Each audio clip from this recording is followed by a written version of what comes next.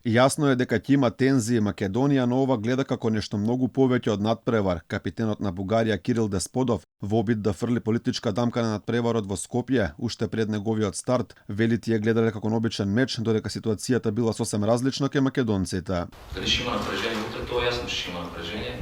Нас това не треба да ни притеснява, ние треба да гледаме нашите. Дали утре ќе има тензии? Јасно е дека ќе има, но нас не треба да ни биде гајле што велат новинарите или што кажуваат однадвор. Ние мораме да бидеме уште помотивирани, реков и во Разград. Ние го гледаме овој дуел само како надпревар, а тие како нешто многу повеќе. Уверен сум дека ќе дојдеме до позитивен резултат. Ова не е прв пат спортот да се политизира кога се во прашање Македонија и Бугарија, посебно од страна на источниот сосед. Пред првиот надпревар во Разград, политичка конотација на овој меч даде првиот човек на фудбалскиот клуб Славија Софија, Венцислав Стефанов. Северна Македонија.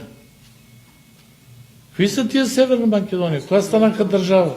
Ние ако почнеме од Северна Македонија, Грузија и Гибралтар да се плашиме, дај да закриеме тоа спорт и да играеме петанка.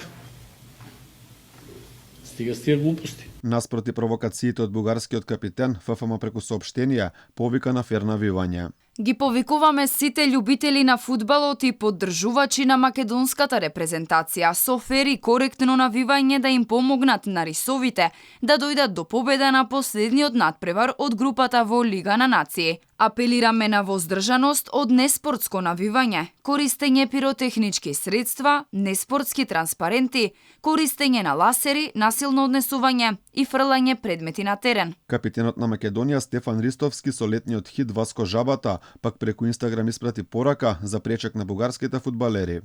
На китарата Васко Жабата, тој ќе свири, драги гости, само за вас.